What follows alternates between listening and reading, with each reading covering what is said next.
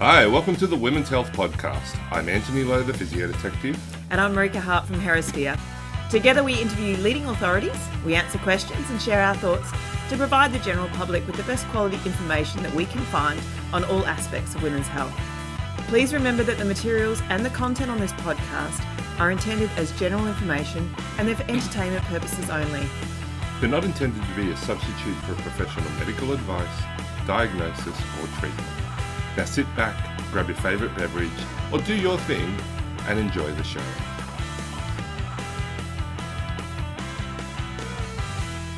Hey everybody, welcome back to the podcast. It's Antony Lo here, the physio detective, and I've got Marika Hart with me, the trusty co-host, co-conspirator, partner in crime. I don't know, lots of fun things we do together. How are you, Marika? I'm very well, thank you. In the midst of school holiday craziness, as are you, I'm sure.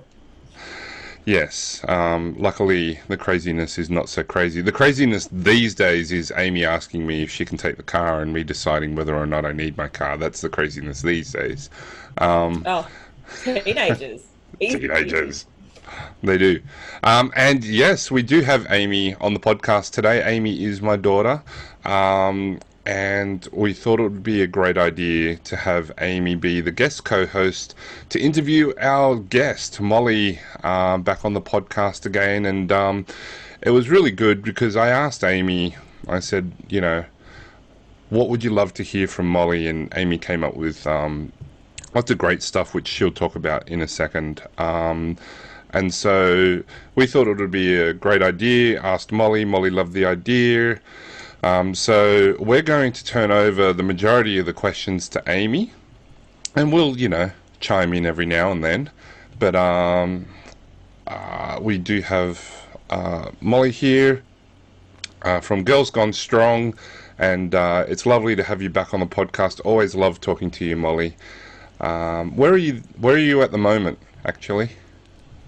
Thank you all so much for having me. I am in Arizona, so I'm around the Phoenix area in Arizona. So I'm Mountain Standard Time. Normally I'm like Eastern, so organizing all the time zones between Sydney, Perth, and Mountain Standard Time. We got it done though. We found a good time for all of us. So yeah, I'm here for a few months working and trying to enjoy a little bit of sunshine. And but I appreciate you all having me back on. I'm excited and I'm incredibly impressed with the questions that Amy came up with to ask me and to talk about, and I can't wait to dive into them.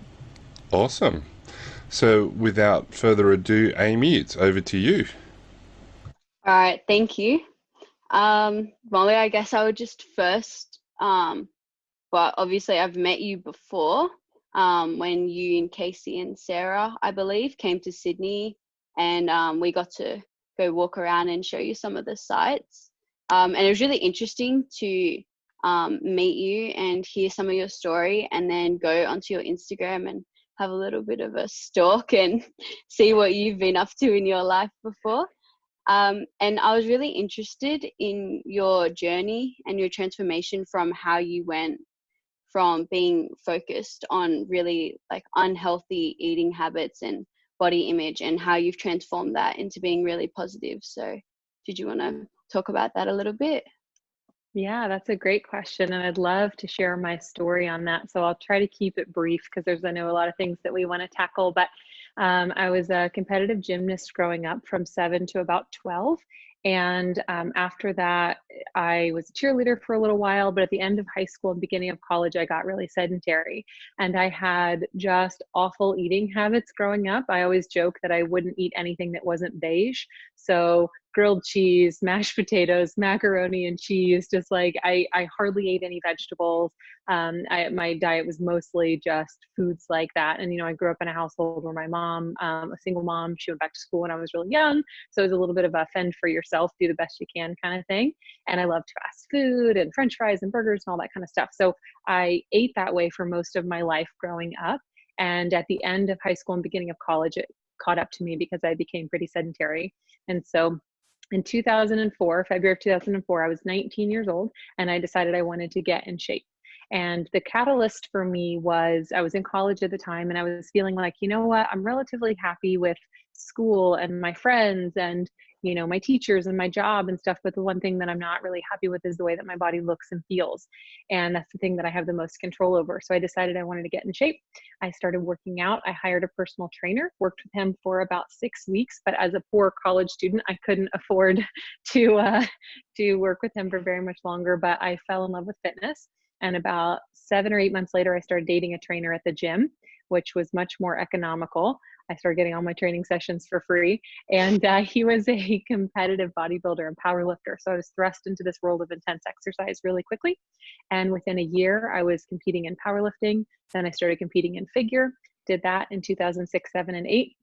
And after my last competition in 2008, something felt really off with my body and I started feeling really like unwell. I went to the doctor and I got diagnosed with Hashimoto's, which is autoimmune thyroid disease. I was diagnosed with polycystic ovarian syndrome, PCOS, and some adrenal issues. So there was a feedback loop issue between my brain and my adrenals. So I'm 24 years old and I feel so physically depressed. I wasn't so much emotionally depressed, but physically depressed that I could hardly get up off the couch to get a glass of water. And I went to the doctor, got those diagnoses pretty quickly, which is amazing because most women who have autoimmune disease and things like that, they see an average of like 5 doctors over 5 years before they get a diagnosis. So I was lucky to get that. But it was the first time in 5 years that my body felt out of my control. So when I started to get in shape, I was like, okay, I do this much cardio and this much exercise or strength training, and I eat this, and this is what happens to my body. But all of a sudden, I didn't have control over that anymore. And I had been getting so much positive reinforcement for the way that my body looked. I lost so much weight and got muscular, and everyone was like, oh, your body looks so good. You look amazing. What are you doing? Teach me how. And all of a sudden my body rebounded and I had gained a bunch of weight back. And I was feeling, I remember looking in the mirror and I didn't even recognize my body. And so I was like, okay, well, I can't be the really lean, fit girl. So I'm going to be the really strong girl. So I decided to go back to competing in powerlifting. So I did that in 2009 and did that for a few years and worked with some physiotherapists and other people. I realized I had built a big house of strength on maybe not the best foundation. So I went back and kind of circled back to the basics and things were going well. And then by the beginning of 2012, I lost my dad. I found out he was sick on a Saturday night and he died on a Tuesday night. And about 2 weeks later, I was in the gym deadlifting and I injured myself and started having chronic pain. So I had chronic pain for 2 years to where I could hardly tie my shoes. I could hardly get in and out of the car. I owned a gym at the time. It was really difficult to move equipment and demonstrate things for clients.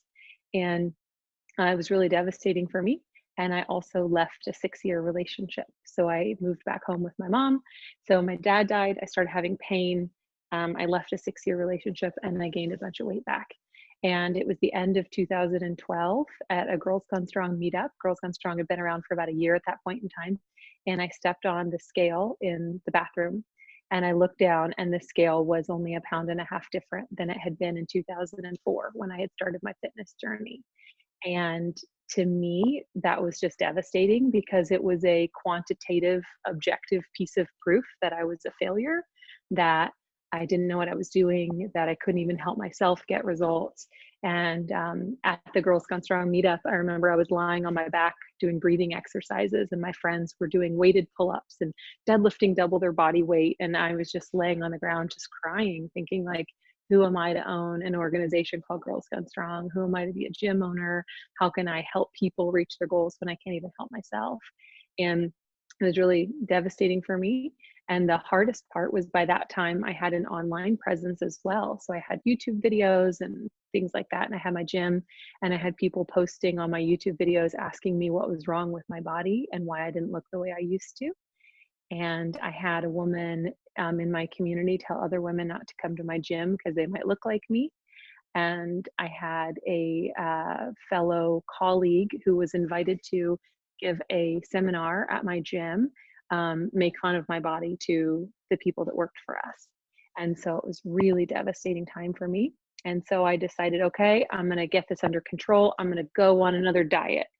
And I decided I wanted to try to do that. And a few weeks into the diet, maybe 8 weeks, I had sent a photo of myself in a bathing suit to my coach, and he had sent me back my meal plan, and he had removed my one slice of avocado that I got that day, and I started crying. And I'm like, this is not the life that I want for myself. I don't want to be so obsessed with the way my body looks. I don't want to have some guy 3 states away evaluating pictures of the way my body looks in a bathing suit and telling me what food I can and can't eat. I don't want to be on this roller coaster where I only feel good about myself when I look a certain way. So I decided at that point in time, early 2013, that I was going to start my journey of feeling good in my body and feeling comfortable in my body, no matter how it looked or how it felt or what it could do. And it's been a long journey. I'm sure we'll get into the specifics of it, but over the last almost 7 years, I've been working to heal my relationship with food and my body and feel really good and comfortable in my skin, regardless of how I look, and have been helping women all over the world do the same, and helping health and fitness professionals help women do the same. That it's a bit of a roller coaster journey. So then what do you do now when you start to like spiral a little bit and start to fall back into bad habits and negativity? What do you do now to combat that?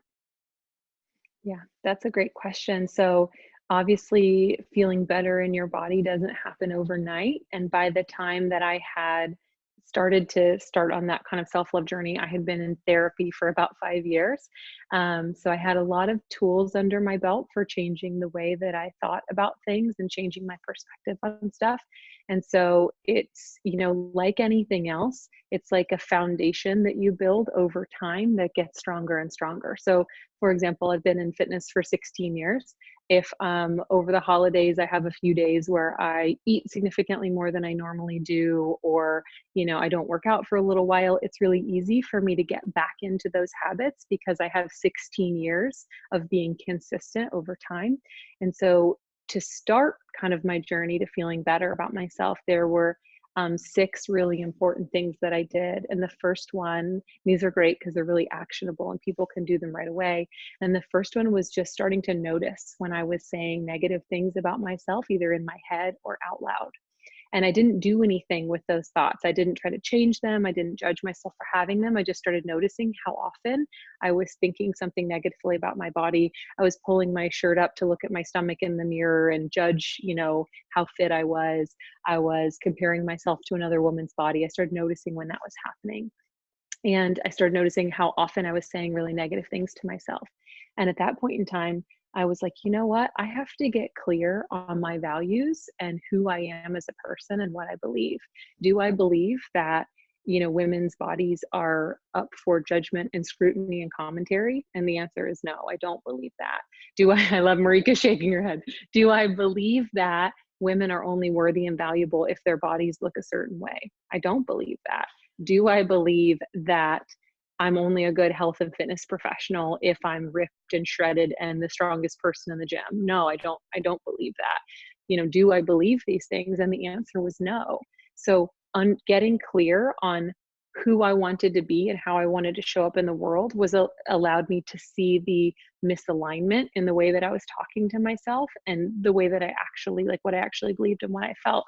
And so that allowed me to start questioning the thoughts that I was having. So I could say, I feel so gross today, my belly's hanging over my pants or whatever. And it's like, okay, do I actually believe that there's something wrong with that? Or do I think that this is what a normal body looks like? If I'm wearing pants and they're cutting into my stomach, then my stomach's going to do that. Do I believe that I'm a worthless fitness professional because I'm experiencing chronic pain? No, 80% of people will experience chronic pain at some point in their life, and it's a really complex condition, and it doesn't have anything to do with my knowledge or my ability level. So I was able to start questioning the thoughts that I was having and helping myself kind of reframe or rewire the way that I thought about them. And I was able to actually take my negative thoughts and slowly but surely move them over to positive. And it took a long time. It's not something that happens immediately, but an example of that is the way that I thought about my pain. So I'm a fitness professional. I'm in pain. This means I'm an idiot. I'm worthless. I have no idea what I'm doing. Okay. That's like the really negative thought. So to move it to like slightly less negative would be like, I'm in pain. This sucks. It's really hard. I wish that I was feeling better. Okay. Then moving it to neutral is I'm having pain. this is a normal thing. It affects 80% of people. And like, I know things that I can do to help manage it. And then slightly positive would be, I'm having pain. This is challenging, but it allows me to better relate to my clients. And then the really positive would be, I'm having pain. It's difficult, but it allows me to better relate to my clients. It's actually a gift. It's a signal from my body telling me something. It's, you know what I mean? Like it's my body trying to protect me from something. It's my body being really smart or whatever, you know? So I was able to slowly over time shift the thoughts from negative to neutral to positive. And I was able to do that with all of the different thoughts that I was having. So first things are noticing when you're having these thoughts. The second is to get clear on your values and what you actually believe and who you want to be in the world, even if it feels like you're not quite there yet. Then it's questioning the thoughts that you're having, and then it's slowly moving them from negative to positive. And then it's focusing on a couple of things related to your body that have nothing to do with how it looks. So what can your body do, which is awesome, but also can be a little bit of a trap, which I'll get into in a minute. How does your body serve you, and what value do you add to the world outside of your body? So I love focusing on what your body can do physically, and I love, you know, lifting in the gym, and I love, you know, hiking, and I love doing all of these things. If something happens and that gets taken away from you, then, you know, when, like it did when I had chronic pain, then that can be a little bit of the same trap. But focusing on how your body serves you outside of the way that it looks or what you can do. So, you know, sharing a good laugh with your best friends, holding on to your partner's hand, nuzzling a baby, you know, watching a beautiful sunset, eating freshly baked cookies, like all of these amazing things that your body allows you, ways your body allows you to experience life, I think are really wonderful for seeing your body outside of just an ornament or a decoration. And then focusing on the value you add to the world. So how do you add value outside of your body? Are you really funny? Do you make people laugh? Are you inspiring? Are you passionate? Are you smart? You know, what do you want to do? Like, do you make other people feel good because you're so good to be around? Like, there are all of these things that your body can do, and all of these ways that you add value to the world outside of your body looks. So those were the really big things. And then curating my social media feed was really important. So paying attention to what images I'm consuming on a regular basis. So when I have those, I would say I don't spiral out of control very often, but I do still notice myself having negative thoughts about my body sometimes. It happens a lot less often than it used to, but I have so much practice stopping and asking myself, okay, you know, do I actually believe the thing that I'm thinking, or is this just like an old kind of pattern cropping up? When is this happening, and why? Is it when I'm around a certain person? Is it when I'm looking at a certain social media feed? Is it when I'm consuming a certain type of content? Is it best for me to remove that from my life, or is it best for me to build resilience so that I can see that and not have those feelings? And kind of, you know, figuring out, like, do I need to remove this from my life, or is it something that I need to be able to see and not have those feelings about?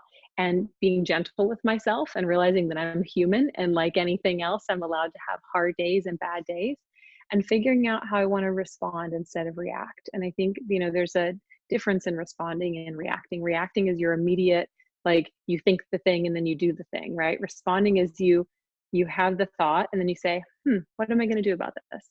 Am I going to change my nutrition? Am I going to change my exercise? Am I going to, you know, feel badly about myself, or am I going to take the time to question the thoughts that I'm having and be gentle with myself and kind of bring myself back to center? So there are lots of different things that I do when I'm starting to have those negative thoughts, but I have so much practice pulling myself back to center that they don't happen as often, and they're way easier to correct when they do start to happen. Right. Okay.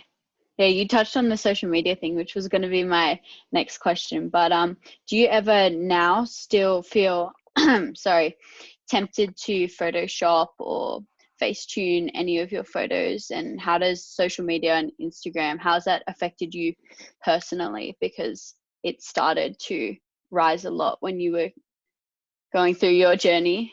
And so how has that been a thing? Yeah, so it's funny. I actually didn't know what Facetune was until about a year or two ago. So I don't have it. I've never used it. Yeah, I don't know anything about it.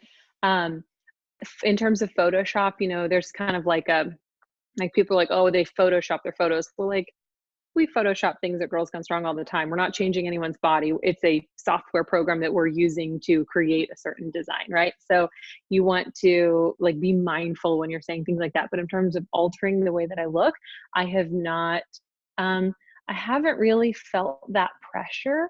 I think because I was so far along kind of in my health and fitness or my like self-love journey when all of that stuff was starting to happen.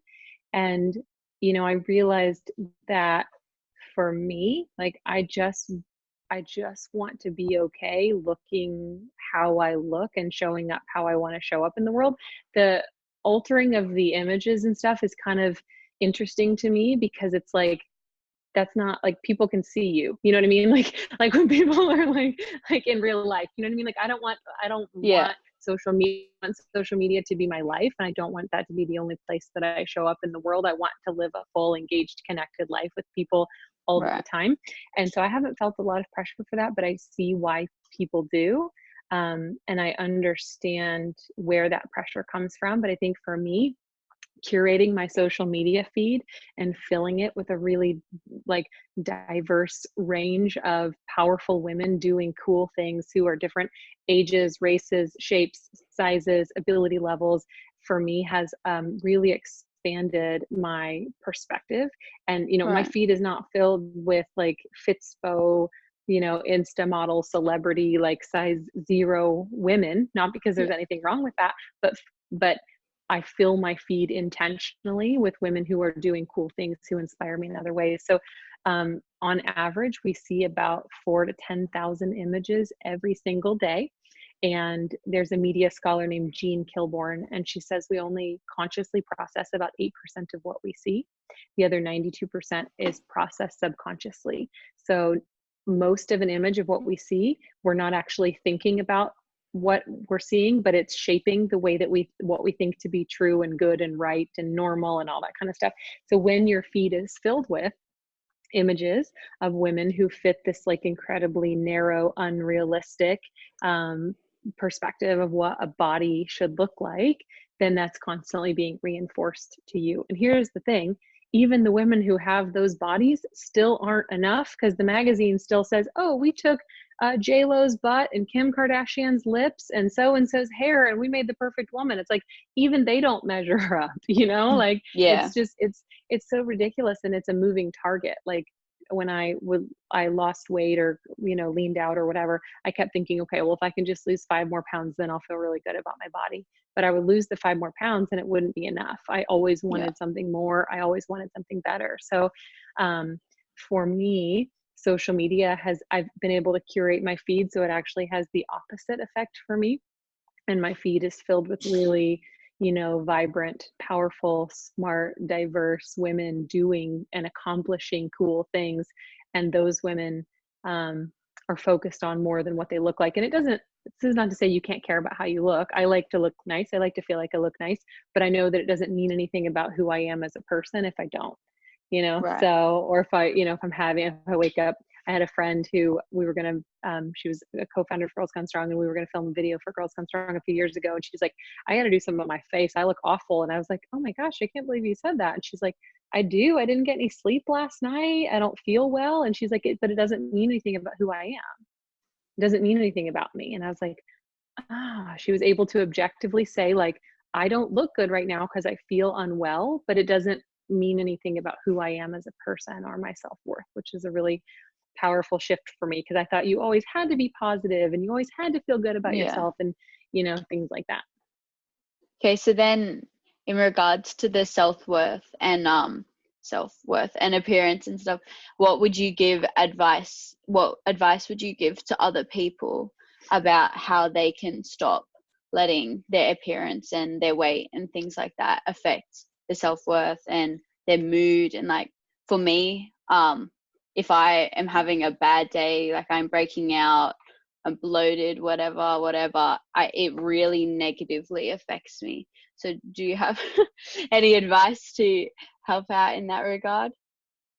Yeah, so I think the steps that I noticed in the beginning will help you and anybody kind of cultivate an overall more positive image of their body. And feel like there are things that are valuable and worthy about you outside of your body. I think that's the biggest thing. When you feel like all you have to offer is the way that you look in your body, then it's really hard when something is not going well in, or, well in that department, to not let that drag you down. Same thing if you wrap up your self-worth in your work, right? Or your identity as a mom. If you put all of your eggs in any of these baskets, when something is not going the way that you want it to, it's really hard not to let that rock your entire boat.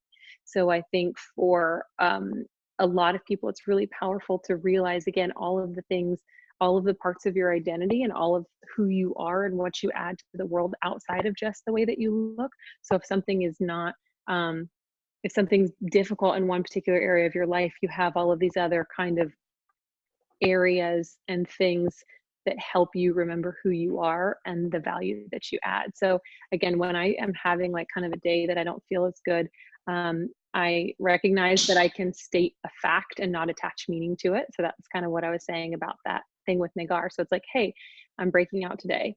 That's really frustrating for me, but it doesn't mean anything about who I am or how beautiful I am or what a good friend I am or how funny or smart or how much people like me. Like, it doesn't mean anything about that. So it's like, I'm breaking out.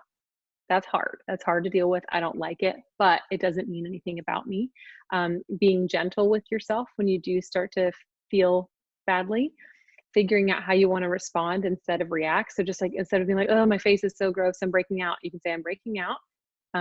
Let me figure out what within this is in my control. Did I eat something maybe that I was having a reaction to? Can I put some medicine on my face? Is this a long-term health problem that I'm having and I want to go see a doctor and do something about it?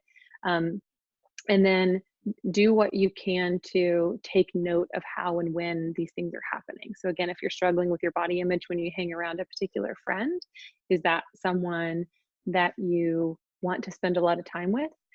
Is that an issue that you have with them? Or is it, why is this happening and when is this happening? Are you feeling worse about yourself when you get done scrolling on Instagram? Like, when are you having these feelings? And figure out, like, do you need to remove this from your life for a while and focus on like getting and feeling good with yourself, and making kind of that decision from there. Okay. So about, like, I'm thinking now about my friends and the way that we see like a lot of Instagram models on our feed. And like we'll send them to group chats and stuff and go, whoa, look at them. But is there, like, do you often notice that there's an underlying like negative side to like trying to celebrate people's bodies? Like when you are trying to become more resilient to the Instagram models and not be as affected by them, would that be an example of where when you're processing the information subconsciously, like, do you think that would be a negative influence on young teen girls? I think that, so what you're saying is, do I think that regularly seeing images of Instagram models and women with these really like ideal, quote unquote, ideal body types is an example of like something that could have a negative effect on the way young girls feel about themselves? Yeah. And then the particular, like, trying to celebrate them or trying to be proud of who they are and go, hey, you're being you, but like their you is like perfection to most people. Yeah, totally. So I'm not a fan at all of speaking down about or judging or being critical of anyone. So people make fun of Instagram models who always post pictures of their butts or whatever, like I'm not down with that at all, because part of my value system is body autonomy and women getting to do what they want with their bodies in a way that feels good and empowering to them. I don't know their situation. So like maybe posting those photos, they feel really good and empowered and, like good in their bodies and things like that. So I try to be happy and excited for them celebrating their body and feeling good in their body in a way that they want to. For me, it's more about exposing myself to a wide variety. So that just because I'm good with them celebrating themselves and doing their thing, and I'm not interested in judging or criticizing, doesn't necessarily mean it's a healthy thing for me to fill my feed with. So those two don't have to be the same thing. I can give them the space to do what they want with their bodies, and I can do what's healthy and good for me in terms of creating the separation between what they're doing with themselves and what I want to see in my feed on a regular basis. So there's a really interesting exercise that we have that is in one of our coaching certifications, and it's from a woman named Dr. Larissa Mercado Lopez, and she is a women's studies professor. And she said, if you Google the image fit woman, and you put that in Google and you look at the images that come up, and it's like, the images that come up, they're pretty much all young, lean, white, cisgender, appear to have access to like nice clothing and gym equipment, and they're able-bodied. They don't have any visible disabilities, and they have visible abs and all this kind of stuff. And it's like, if you're interested in fitness, those are probably the images that you are pummeled with every single day. And so what is that informing your subconscious about what you think is good and true and right about what a fit body looks like? It's like, it's telling you there's only one way for a fit body to look. And if it doesn't fit in this really narrow box, then you don't belong there. And so there's nothing wrong with those individual women's bodies. There's nothing wrong with them posting pictures of themselves. There's nothing wrong with them existing and doing what they want and, being in an advertisement or whatever. The problem is when those are the only images we see. And then we see people in real life, and if they don't even, it's like real life is real life. You know what I mean? This is a curated photo shoot, dehydrated, like super probably dieted for 18 weeks image. And it's like, we see that so much, it actually distorts what we think is happening in real life and what we think women's body, like a quote unquote normal woman's body looks like. So I try to be really careful not to demonize anyone's body, but simply to say, for me to be healthy and have a good perspective on myself, I need to fill my feed with a wide variety of, like I said, ages, races, shapes, sizes, ability levels, to help me get a more realistic perspective of what women's bodies look like. Right. I just wanted to jump in there, Mol. I really appreciate you saying that, because I actually saw something last night. There was do you ever follow Celeste Barber? She's an Australian comedian who does a lot of very funny videos and pictures, and she did side by sides of and it's, the whole idea is just it's really a mockery of the photo shoots, the costumes that they wear, the positions they put their bodies in, and she's just fabulous, and I love her. But I did see yesterday she did a side by side, and it was that bullying that went on for the model, and so many people commented like, oh, that model is so skinny, she's disgusting, look at her belly. And I was like, oh my gosh, what? I mean, attacking this woman's figure just made me feel so ill. So I really appreciate you saying that, it's either way, we shouldn't be commenting on any woman's body and how it looks. And the other thing that you said was just about the curating the feeds. When I started following Girls Gone Strong, what I noticed was that the images were so different to what I had been exposed to before. And it was really interesting to kind of recognize that, hang on, there's different body shapes in here, different races, tall women, short women, women with awesome big curly hair, and different environments. And I think the shock for me was that seemed unusual, that was almost abnormal to see all that variety. And it really hit home for me that what I had been exposed to so often was very different to that. And I thought, oh my God, I didn't even recognize that as a health professional, that all I was seeing was just what you were saying, that very narrow band of body shape and size and color, until I started following Girls Gone Strong. And I really appreciate that you've always, the group has always made such an effort to source images that are so varied, because you're absolutely right. If you can't, as a woman, see yourself represented in those images, you don't feel like you belong in a gym. You don't feel like you could possibly be an athlete if you don't have ripped six-pack. Who are you to call yourself an athlete? or a fit person, because you don't fit that mold. But a fit person can look like so many different body shapes and sizes. So yeah, I really appreciate you saying that. Yeah, I love that. I think, back when I was struggling with my own body image, I remember seeing a meme, and it said, real men love curves, only a dog wants a bone. And I know, but at the time I remember being like, feeling a little bit like empowered by it, because I have a curvier body and I'm not that skinny body type. And then shortly after that, I realized, like, wow, I'm literally having to step on other women to elevate myself to feel this particular way. And that's when it was like, ding, ding, ding, ding, ding. Like, it's not empowering if we're having to disempower someone else or put them down to step on them to elevate ourselves. And so I do see that a lot. People think that, making negative comments or poking fun at women with these so-called perfect bodies is okay because they're this ideal body shape or type. But I've, realized over time that, putting down anyone's body to try to make anyone else feel better is just kind of the same old.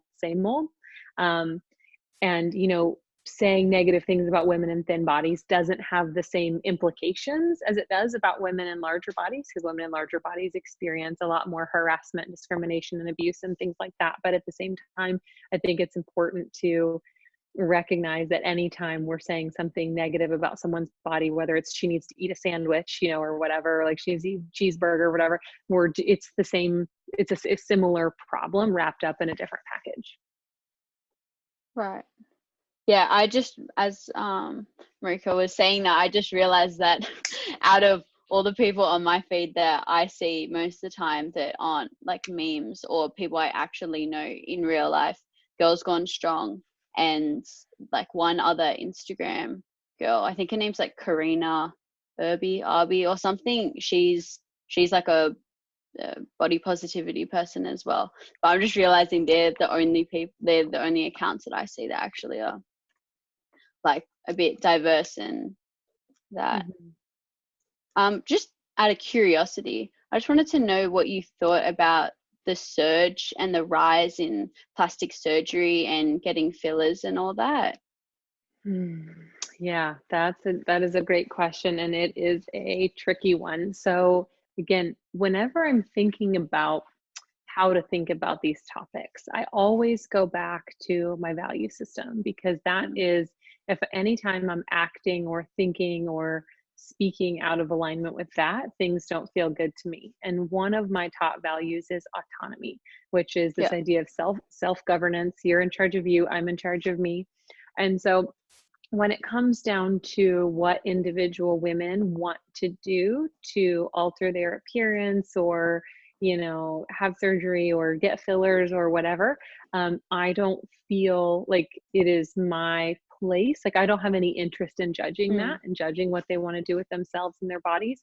I do think that it is, though, indicative of, it's a symptom, for a lot of people, it's a symptom of this pressure to feel like women have to look a particular way in order to be worthy and valuable. I've heard, this idea that like men age better than women, and it's like, I feel like men are just kind of allowed to age and women aren't really.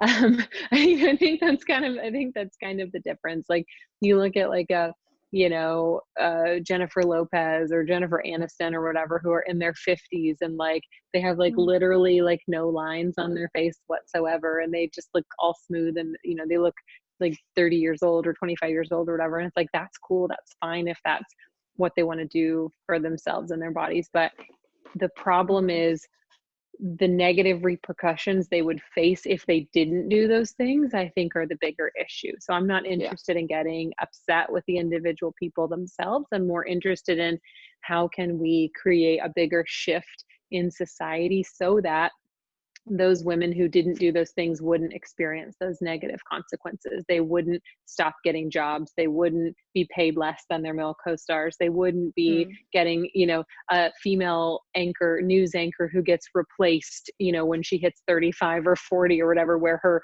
male anchor is allowed to, you know, be on the news until he's 70 years old. Like, I'm much more concerned with, like, how can we shift these kind of massive, like, societal issues so that women don't feel like they have to do those things in order to be valuable and worthy. Right. Yeah, that's a good take. I like that. So then, in relation to the more being positive and loving yourself, then the aspect of like actual health comes into it, and whether or not, like, when you're overweight or obese, and you're more likely to get lifestyle diseases and die earlier, and all the very long health problems that come with not being the healthiest weight and all that type of thing. Where do you think that the line, or whether or not that should be talked about publicly, into body positivity movements? Because so many people, they're either like, more now they're starting to celebrate their bodies of not being like size 2 or 4 or whatever. But then there's people like Lizzo and Ashley Graham and the whole Jillian Michaels lady and their whole drama that's come up. And I was just, like, wondering what you and what Dad and Marika also think about that as actual health professionals as well. Like, where do you think that should start being talked about? Like, where's the line for how much you can celebrate someone's body before you start actually like getting concerned for them or whatever? Been waiting to tackle this one. I'm so glad Molly's taking this, because I was like, dang, that's a good question. Oh, it's a good question. So I have a lot of thoughts on this. And before we dive in, I want to be really clear about differentiating what the body positive movement is with feeling positively about your body. Because it's my understanding that the body positive movement started as a social justice movement in the 60s by women in marginalized bodies. So women who were larger, women of color, women who were on the margins, who were experiencing oppression for the way that their body looked. And the body positive movement started to help them increase representation and have access to clothing and good, you know, healthcare and things like that. So the body positive movement is actually not supposed to be for women in quote unquote like normal, thin, fit bodies. The movement, the goal of the movement is to, like I said, increase representation and access and awareness and decrease stigma, harassment, trauma, things like that, that women in marginalized bodies experience. So there's that. And then there's feeling positively about your body, which is different. Now, the body positive movement has kind of shifted and been co-opted a bit over time by people who just want to talk about feeling good in their bodies, which is also a really valuable thing, but it's not the same as the body positive movement. So there's that.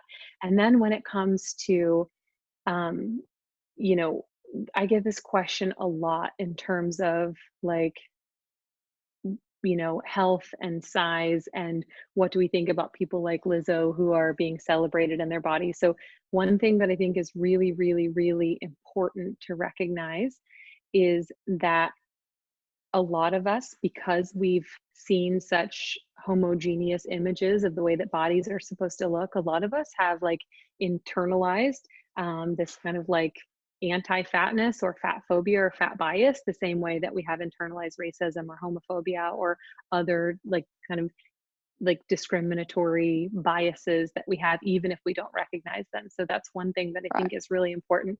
The other thing is that, you know, I think because of that, we're so focused on someone's body size in terms of determining their health, and it's impossible to determine someone's health based on how they look. So back when I was doing my figure competitions and I looked really fit and lean, I was getting so much positive attention and affirmation for the way that my body looked. And I was riddled with autoimmune disease, PCOS, adrenal dysfunction. I wasn't sleeping well. Like, I was actually in really poor health, but no one ever seemed concerned about my body because I fit this ideal body type of thin and fit and lean and things like that. So I think that's really important to recognize. I also think that, again, we have such a narrow perspective on what health looks like, that it has to look like this particular body type, but very few people are asking or thinking about the aspects of health that are outside of weight or body size. They're not thinking about, does this person have a good sense of community? Does this person are they able to live their life free of harassment and abuse and discrimination and weight stigma? Do they have meaning and purpose in their life? Do they love what they do every day? Do they have people in their life who care about them? Do they have access to good health care? Do they have access to fresh foods and fruits and vegetables? Do they have a space that they can move their body where they feel safe and, you know, aren't likely to be in danger? Or, you know, do they feel welcome when they go into a gym, or are people staring at them and snickering at them and laughing at them? So I think that, again, because of these really homogeneous images that we see of health and fitness, we forget that health and fitness as a really there are a lot of factors that factor into it. Like, are we worried about their stress levels? Are we worried about their sleep levels? Like, there's so many other things to take into account than just their body shape and size. So I like to help broaden people's perspective when they're talking about that. And also, I, you know, like to point out, like, people weren't concerned about me and my health back when I was very unhealthy, just because my body looked that particular way. And there's one other thing that I was going to say, and it just flew out of my head. Oh, and then my role as a health and fitness professional is not to police people's bodies or health. No one owes me their health. So when I think about what is my role as a health and fitness professional, my role is to role model good habits in all of the ways. So it's to role model moving my body in ways that I enjoy on a regular basis. It's to role model having a healthy relationship with food that includes vegetables and protein and ice cream and French fries and, you know, that kind of thing. It's to, you know, role model getting enough sleep and managing my stress and having purpose and meaning in my life and surrounding myself with a strong community and going to therapy on a regular basis. And, you know, it's to role model all of those things and then to help my individual clients reach their goals. So my job as a health and fitness professional is not to tell someone what they should want for their body, but to find out what they want for their body and help remove the barriers to help them get there. So figure out what their goal is, figure out what habits they need to do every day to build, or on a regular basis, to build the skills to reach their goals, but to let them be the one who's in charge of their body and the one who's the authority on their body, and to kind of guide them along the way to get there. So I don't feel like my role is to shame anyone, tell them what they should want for their body, judge what their body looks like, tell them they're unhealthy. My job is to figure out what their goals are and be their guide along the way to help them get there, instead of telling them what they should want for their body. That's interesting. I don't hear a lot of people talk about things like that, or just anybody say stuff like that. This new perspective. So then about the different dimensions of health and all that, do you think that health professionals in general and more like should be encouraging the health as a holistic type thing, and instead of every individual kind of aspect of it, just promoting what that part of it of health is? So the physical health, instead of just the doctors and the nutritionists and all those people, instead of them promoting this is what you should be doing to be healthy, and then the mental health people promoting the good mental health, and everybody doing it individually, should organizations and just health professionals from each specialized area be working together more to promote the holistic health? I love that. You got a big thumbs up for Marika. Marika, did you want to add anything to my last answer before we dive into this one, or Antony, or did you all feel like I covered it? Well, that's an interesting question, Molly, because do you remember that conversation we had walking along in Melbourne? And I said to Molly, it's sometimes tricky as a physio because we know things like if a woman is obese and she has incontinence, losing weight can actually improve symptoms. Or we know in the sort of arthritis world that, you know, for instance, there's a stat like if you lose 5 kilos, it can represent a pain reduction of 50% or something like that. I'm making up the figures, but it's something like that. And so sometimes in our role, it's actually we want to support people to lose weight because it can actually help their symptoms. And I'd like to think that I'm relatively supportive and encouraging in trying to get people to sort of find their way there. Like I would never say to someone, I used to work with an orthopedic surgeon, he'd like, you're too fat, I'm not operating on you, you need to lose weight.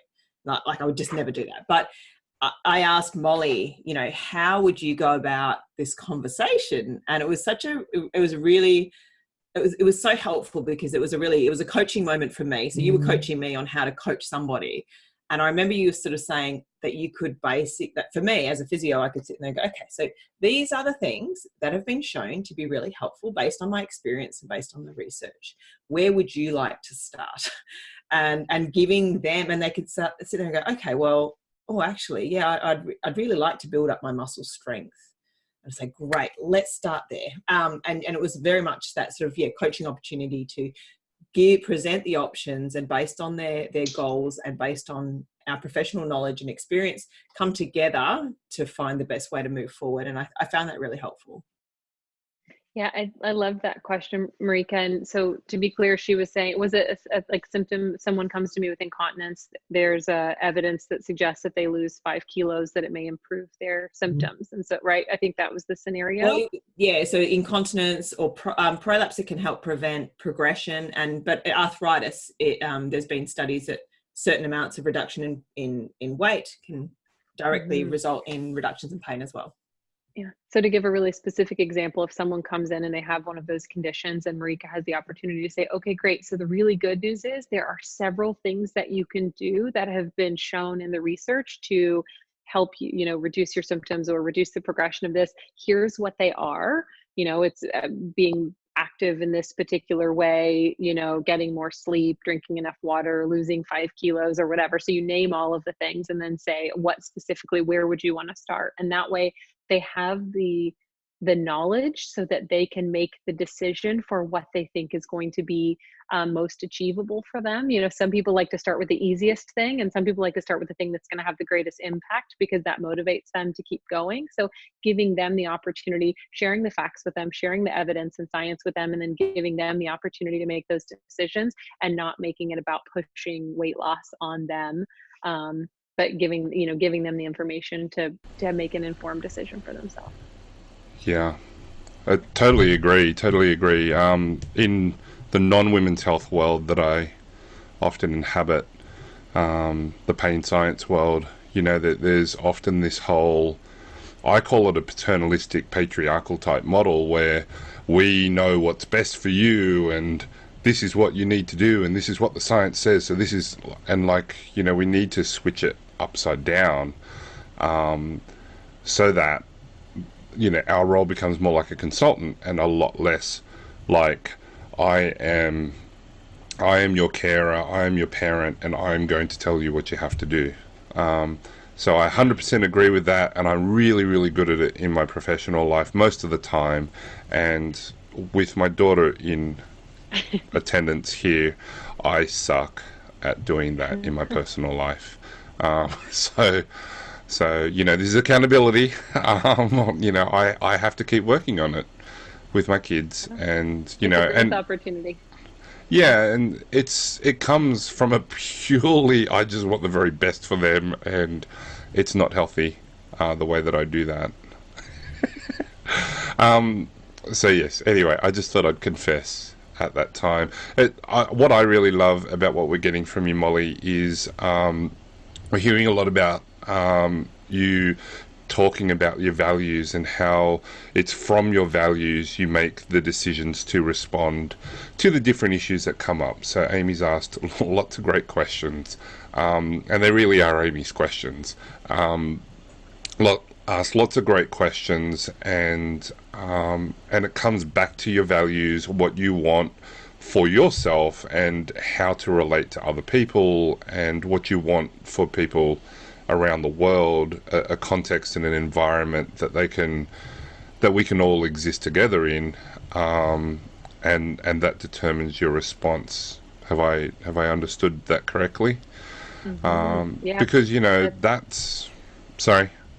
no, I was just going to say that that's exactly right. And I've found that when you operate in misalignment with your values is when you tend to struggle or not feel good about the decisions that you're making. It's just a great filtering system for decision making and how you want to operate and how you want to show up in the world. Yeah, I 100% agree. There's a lot in that. I love Amy's question about this idea, and I think you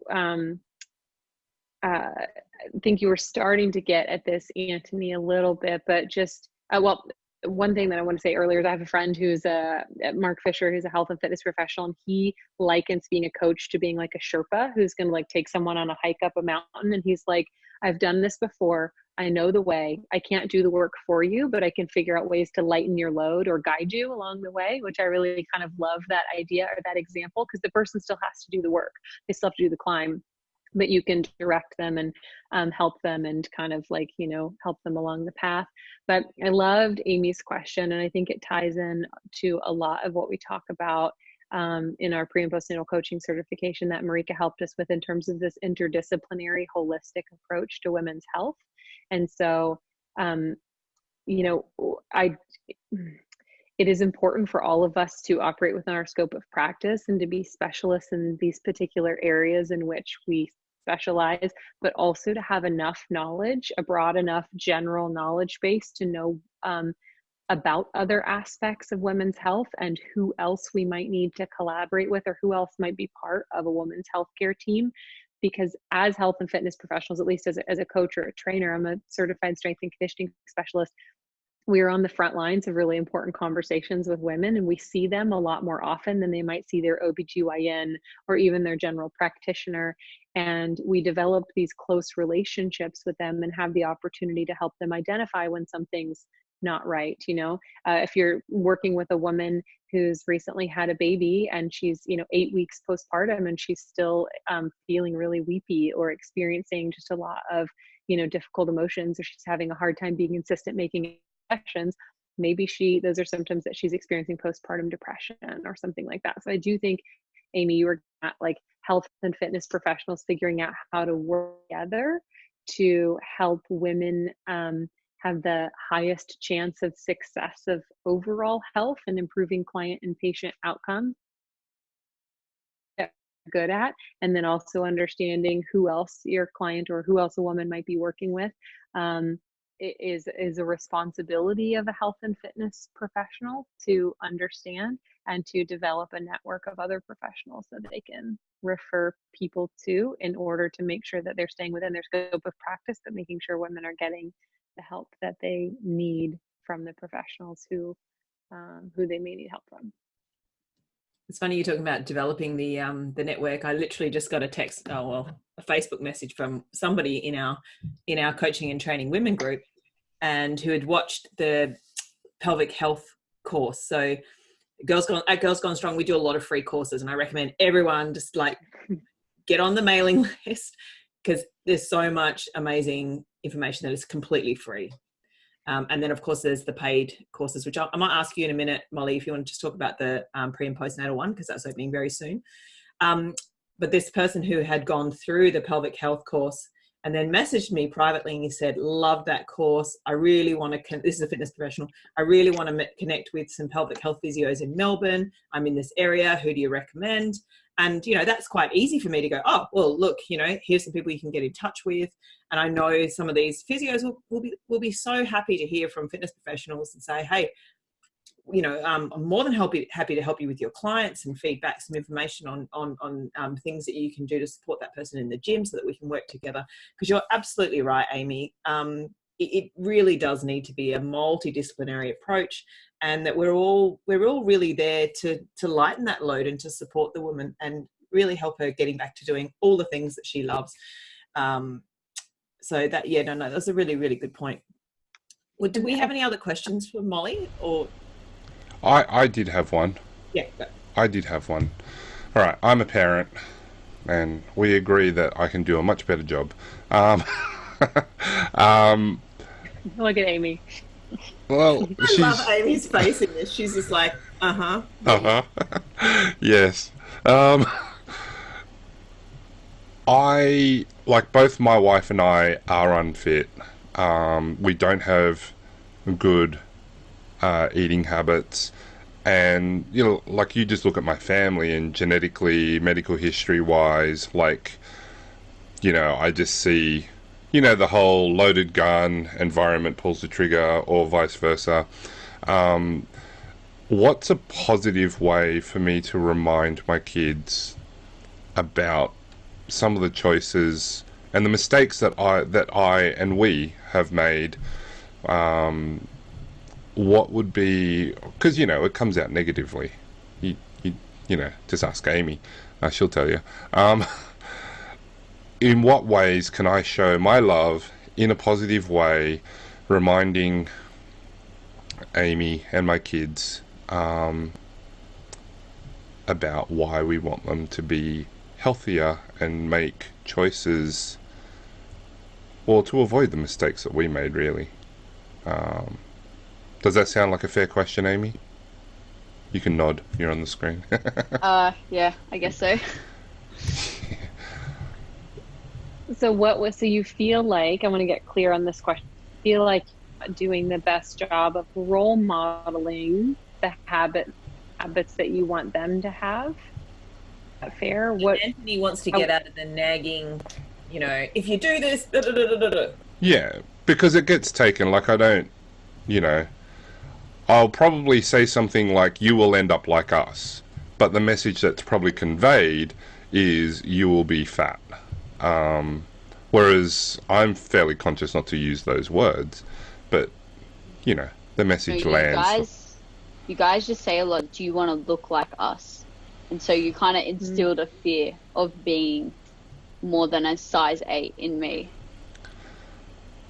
Yeah, that's a really Which, tricky yeah, one, you know, because I think that we have the word fat out to be a bad word. You know what I mean? We've made the word, like, fat is literally like body fat. Like, it's a thing that exists on our bodies, but we've demonized this idea of being fat, to where when we call someone fat or talk about someone, it's like we've realized it's the worst thing in the world, like it's insult. You know, I actually know a lot of women who are reclaiming that word and talking and calling themselves fat as a descriptor that doesn't necessarily have a negative connotation. So, you know, I think that, Antony, I try to be mindful of giving parents advice, because I don't have children myself, and so I think that that's a really important thing. It's really easy for me to be like, oh, well, then you should just do this. You know what I mean? Like, but I'm also not a parent 24/7 dealing with the dynamics that come with having that parent-child relationship,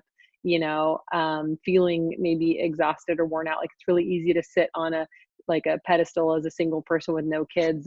It would be, I would do it if I had a, you know, if I, so again, I think, you know, trying to be mindful of the way that you're demonizing certain body shapes or types is really important. I think, you know, it is difficult if you're not modeling the lifestyle behaviors that you want your kids to like do or to participate in. You know, possibly if you feel like you want to make some changes for yourself, things that you do as a family, you know, maybe have a vegetable eating challenge, and I mean, challenge of getting enough sleep every night, or a challenge of eating more slow at dinner together is a really, really good one. There's this amazing meme, and it's like, what to do if your child is overweight, what to do if your child is underweight, and the things are actually the same. And it's starting with a small amount of food. It's sitting down and eating together as a family. It's putting a wide variety of foods on plate for them to try, and it's eating the meal slowly and not making too big of a deal out of what they eat or don't eat. You know, it's kind of like the good, the actions and habits and things that you do for good health are kind of similar regardless of where you fall on the spectrum. You know what I mean? There are some changes that you can make based on like what a person are, but I think it could be a really good idea for you and your wife to figure out like, okay, are there changes that we want to make, that we want to role model for our kids, and being really mindful of the way that thinking about your own bodies for them. And again, I know you're doing it because you love them and want the best for them. But I would be mindful of the way that you're speaking about bodies, or instilling a fear in them of what it would be like to have a particular body shape or size. Because again, I don't know your history, your health history, whatever, but you can be healthy in a wide variety of body shapes and sizes. And ultimately, you just want your kids to, be and healthy and live a full, meaningful, purpose-filled life, regardless of, their body shape or size. So. Thank you. It's, we respect your opinion, and whether you have kids or not, it doesn't matter. I think just having kids just makes your what do you call it? Your buffer get a lot smaller. It shortens the fuse. But yes, beautiful. Do you want to tell us about? Did you have any other questions, Amie? Any other comments about what we've covered so far? Not really. The only questions that I had that were still like a bit on the edge were just about like advice for what people can do when they're feeling like the pressures. But then again, you kind of covered it, Molly. So I don't know. Everything's basically been covered.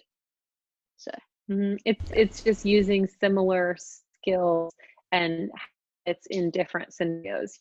Yeah, it's like kind of the strength and conditioning or whatever are the same. It's just like, what scenario do you apply it in? You know what I mean? Like, you notice what's happening, you raise awareness about it, you question what your values are and what like how you want to show up in the world and who you want to be.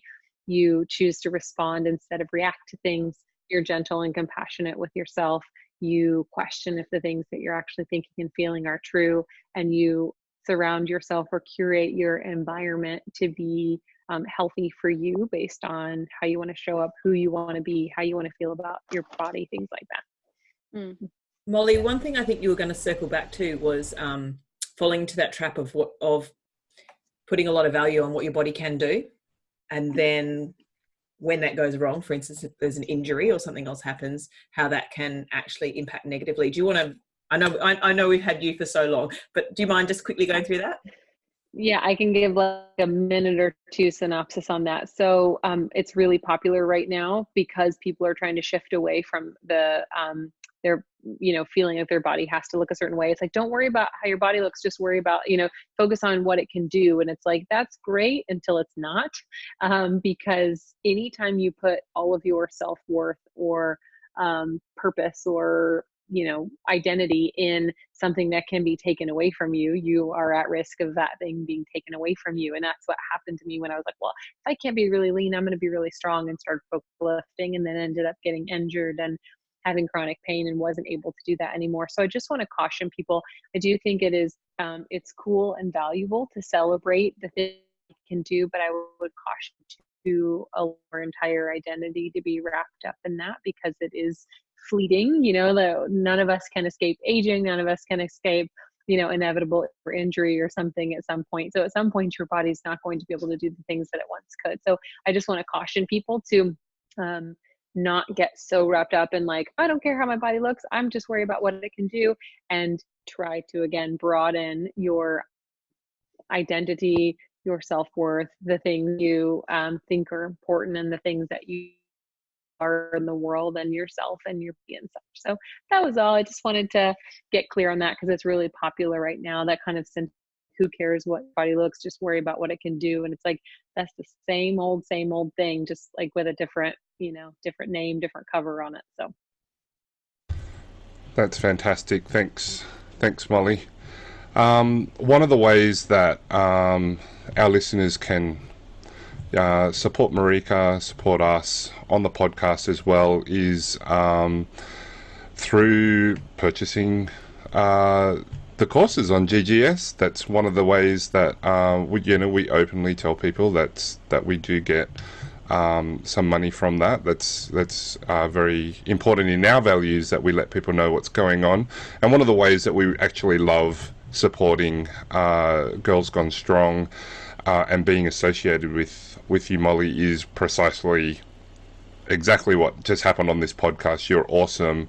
We love what you do. We love the values that you inspire all of us to have as well. And you know, I feel like there's lots of alignment in what we do, which is sensational. And thank you for everything that you do in that. Can you tell us about the enrollment that's opening up really soon, the pre-postnatal certification? Yeah, absolutely. So I appreciate you giving me the space to talk about body image issues because they are so important. We know that 80% of, or 81% of women in the US and 80% of women in Canada report being dissatisfied with their bodies, and 85% of women report opting out of important life events because they don't like the way that their bodies look. And as I mentioned before, health and fitness professionals, physiotherapists, we're on the front lines of these conversations with women about their bodies. They'll often say things to us that maybe they wouldn't say to other people. They open up and share with us how they're feeling. They share their goals. They share what they want for themselves. We have an opportunity to help shape the way that they feel about them in terms of, you know, are we assuming that weight loss is a goal they want to have? Are we only complimenting the way that their body looks? Are we using phrases like bone on bone and unstable and weak and fragile and things like that when we're talking to women about their bodies? Like, we have the opportunity to have really valuable conversations with women. And even in the small things that we say, like, how do we talk to them about pain? How do we talk to them about resilience? How do we talk to them about their goals? What are we assuming they want for their body? Are we complimenting, you know, their work ethic and how strong they are, and, you know, how consistent they've been showing up to their sessions, how much effort they've been putting in? Like, we have the opportunity as health and fitness professionals, regardless of whether you're a coach or trainer or a physiotherapist, to have a really positive impact in women's lives about their bodies and their body image.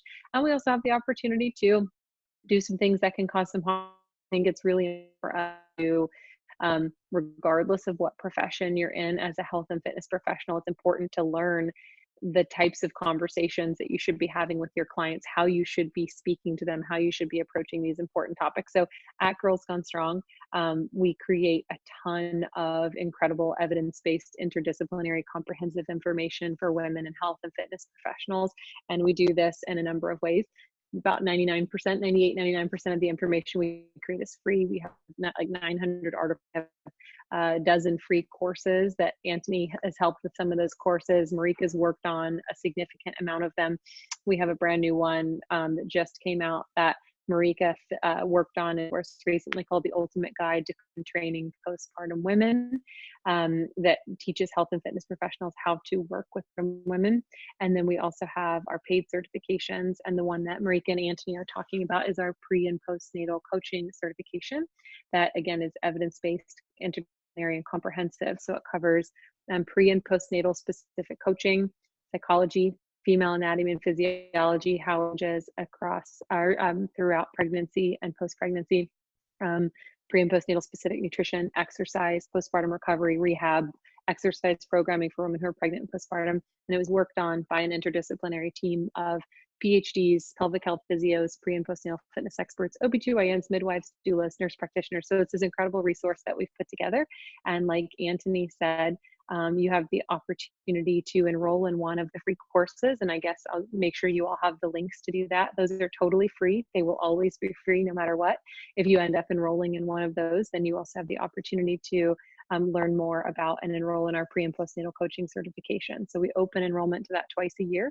The enrollment opens February 4th for this one, for people on the pre-sale list. So if you join the pre-sale list, you have the chance to save up to 33% and enroll before the general public. So we have thousands of students in over, thousands of students and grads in over 70 countries at this point.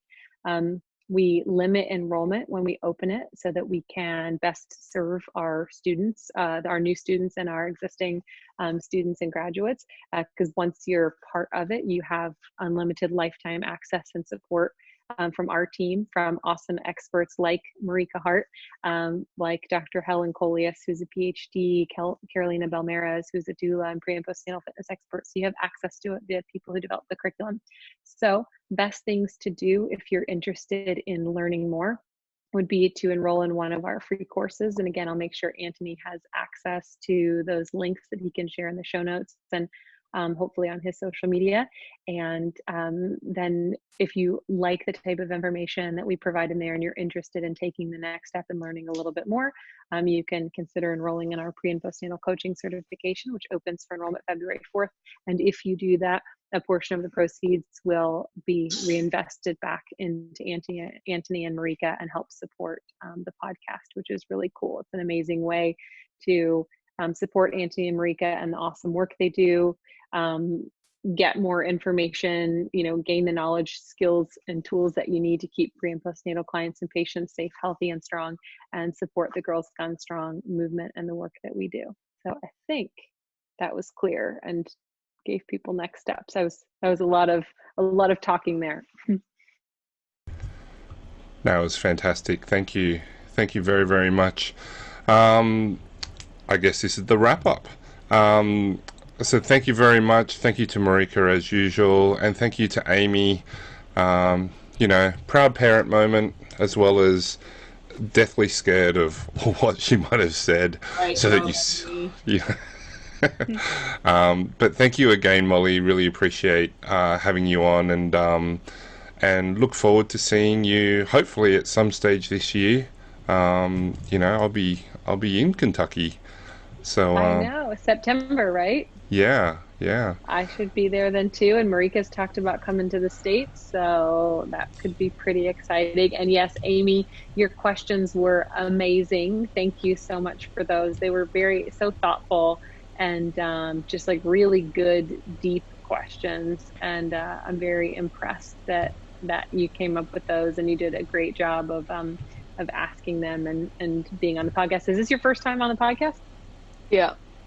Wow, you did awesome. I'm glad we got to connect again. And yes, Antony, hopefully I'll get to see you and or Marika here very soon. Excellent.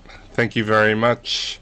For all of you listeners out there, please share it amongst everybody. Please hit subscribe, hit like, do all those things. I was having a joke earlier. Once we hit a certain number of subscribers, I'll reveal what's behind the curtain, or, all those sorts of things. But thank you again, and until next time. Well, that's it for this episode. Be sure to hit like if you enjoyed the episode, and leave any comments or questions below. We'd really like to hear from you. If you haven't already hit subscribe, please do so now so that you can be kept notified when we release our next episode. Otherwise, thank you for listening, and we look forward to having you back with us for another episode of the Women's Health Podcast.